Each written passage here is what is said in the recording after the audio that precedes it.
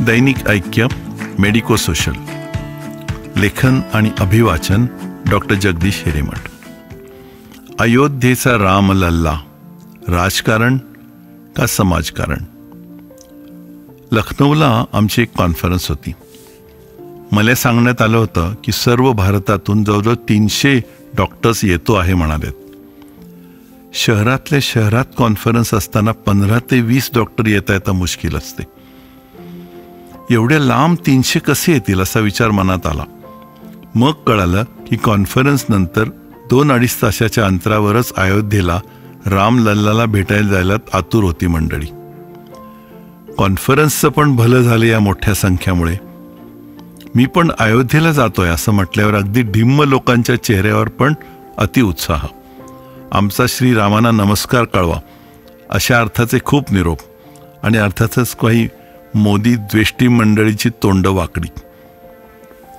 कॉन्फरन्समध्ये प्रत्येक वाक्याला एव्हिडन्स आणि प्रूफ, सिद्धतेची अपेक्षा ठेवणारे हे वैद्यकीय शास्त्रज्ञ कुठलाही पुरावा न मागता भगवे घालून बसेसमध्ये बसले. आज सकाळपासून मांसाहार केला नाही असं 3-4 जणांकडनं ऐकलं.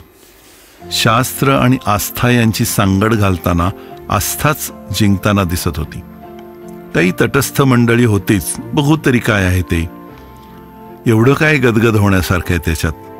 अस्मादिक पण याच गोटातले आणि अयोध्येकडे कूच. टॅक्सी ड्रायव्हर तिशीतला आणि त्याच्या उत्तर प्रदेशच्या योगी बाबाचा भक्त.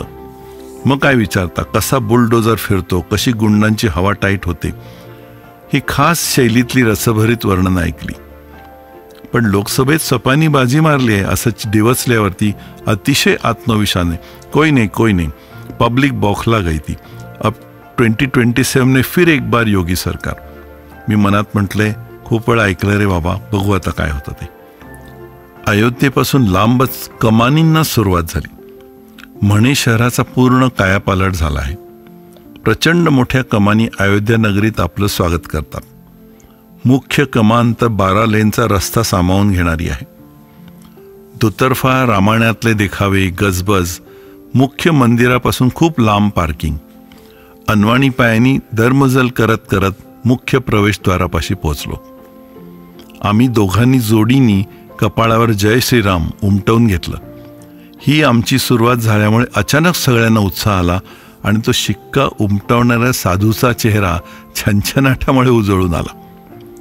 अतिप्रशस्त व्यवस्था, पण ढिली, एक प्रकारचा सरकारीपणा, वातावरण अतिउत्साही.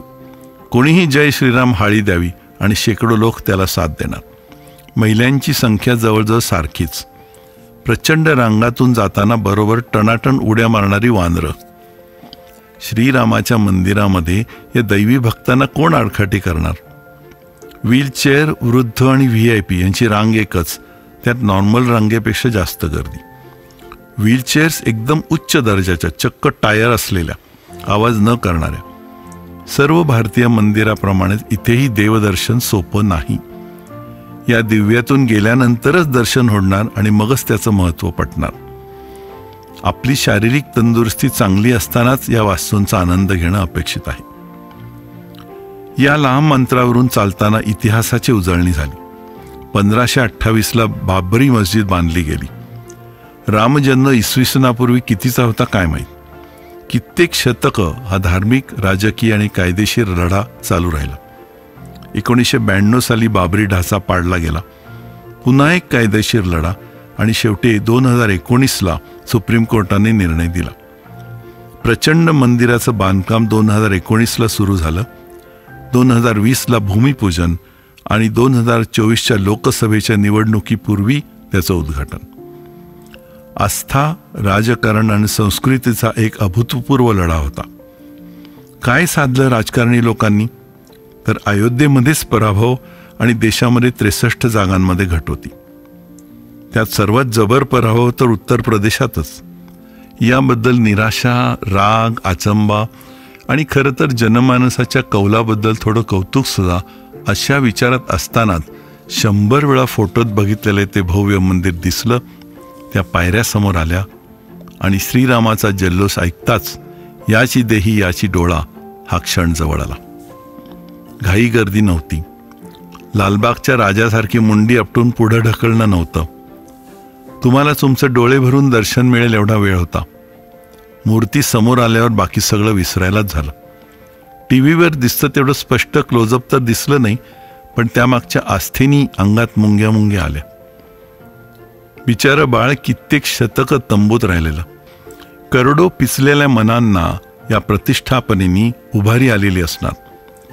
सर्व श्रद्धास्थानांमध्ये मला भावणारी कृती म्हणजे ज्या समर्पण भावनेने लोक डोळे मिटतात, आपलं सर्वस्व अर्पण करतात. आपल्याला मागणारी, अपेक्षा ठेवणारी मंडळी असतातच, पण या रामलल्ला समोर येणारे सर्व भाऊक खूप प्रेमाने डोळे भरून पाहत होते. त्यात एका दैदिप्यमान लहान बाळाचं कौतुक जास्त होतं. न्याय मिळाल्याचं समाधान ओसंडून वाहत होतं. मग हळूहळू वास्तूच्या भव्यतेकडे आणि दिव्यतेकडे लक्ष द्यावं लागलं. अतिशय विचारपूर्वक, काटेकोरपणे आणि कल्पकतेने साकारलेले हे खांब, भिंती आणि छत पाहत बसावं इतकं सुंदर. त्या कारागिरांचं, त्यांच्यावर देखरेख ठेवणाऱ्यांचं आणि ही कलाकृती प्रत्यक्षात साकारणाऱ्यांचं कौतुक करावं तेवढं थोडंच. भारताच्या इतिहासामध्ये एका मोठ्या लढ्यानंतर उभे राहिलेले शिल्प सुवर्णाक्षरात लिहिलं जाईल. अजून खूप परिसर अंडर कन्स्ट्रक्शन आहे. मुख्य मंदिराच्या आसपास इतस्ततः पसरलेले दगड आहेत, खांब आहेत, मशीन्स आहेत. हे सर्व असं दर्शवतं की अजून काही वर्ष तरी लागतील. 2024 लोकसभेच्या आधी मुख्य मंदिर बांधण्याची घाई सुद्धा लक्षात येतेच. बाहेर पडताना संमिश्र भावना. अजून चांगली व्यवस्था होऊ शकते. अमृतसर सुवर्ण मंदिरामधली चोख शिस्त आणि स्वच्छता, आहा. VIP कल्चर हाच आपला काळीमा आहे वगैरे विचार एका बाजूला आणि करोडोंच्या जखमेवरती फुंकर घालणारे हे एक यश एका बाजूला. हे हिंदू धर्मासाठी केवढं मोठं कार्य आहे हे न समजणाऱ्या, न समजून घेणाऱ्या आणि समजून कानाडोळा करणाऱ्यांसाठी कीव आणि राग अशा मनस्थितीतूनच या मंत्रमुग्ध 2 तासातून मी परत आलो. फुलवाले, मिठाईवाले, हॉर्न्स, हातगाड्या इथपर्यंत पोचलो. खटाखट हा असा आवाज ऐकून खुश होणाऱ्या लाडक्या बहिणींना राम मंदिरासारखी भेट काय आहे हे न समजावं हे दुर्दैव आहे. ज्यांनी झटून ते घडवलं त्यांचं कौतुक करावं तेवढं थोडंच आहे. अयोध्या शहराबद्दल टॅक्सी ड्रायव्हर अशी माहिती देत होता की जी पूर्वी कधीच ऐकलेली नाही. प्रचंड मोठी वीणा असलेला लता मंगेशकर चौक. सर्व जगात एकच ब्राह्मण राजा आहे म्हणे. तो सुद्धा रामाने लवकुशला सांभाळण्याची जबाबदारी दिलेला. हा ब्राह्मण राजाचा राजवाडा आणि हे राजे अजूनही तिथे कार्यरत आहेत. रामायणानंतरच्या म्हणजे उत्तर रामायणातल्या कित्येक गोष्टी अशा रंगवून सांगितल्या गेल्या की जसे डोळ्यासमोर ते घडत होतं. इधर यहीं शरयू नदी में राम के शरीर में भरत और शत्रुघ्न प्रवेश कर गए. यहाँ से राम शरयू में डुबकी लगाए और बाहर आते हुए विष्णु का रूप लेके स्वर्ग पधारे. लक्ष्मणाला रामानी शिक्षा केल्यावर शरीर त्याग करायला आला ती जागा त्यांनी दाखवली. कसे पांडव सुद्धा जवळपास वावरले होते. त्यांच्या आख्यायिका सुरस होत्याच, पण त्या सांगणाऱ्या एका अयोध्या निवासी डॉक्टरचा भाव वाखाणण्यासारखा होता. हे सर्व झाले आणि असंच झालं याबद्दल त्या भोळ्या भक्तास तिळमात्र शंका नव्हती. जगभरातली भव्य चर्चेस बघून मी स्तंभित झालेलो आहे. ताश्कंदमध्ये ओरिजिनल कुराणची प्रत बघून मी थिजून गेलेलो आहे. तशाच पठडीतली आधुनिक भारताची ही मानवजातीला देण आहे. करोडो मनांवर हजारो वर्ष कब्जा करणाऱ्या या वास्तू आणि कलाकृती काय ऊर्जा बाळगत असतील. रामलल्लावर असलेल्या करोडोंची आस्था राजकारणाच्या पेटीत बंद करण्याची भूल सुज्ञांनी तरी करू नये.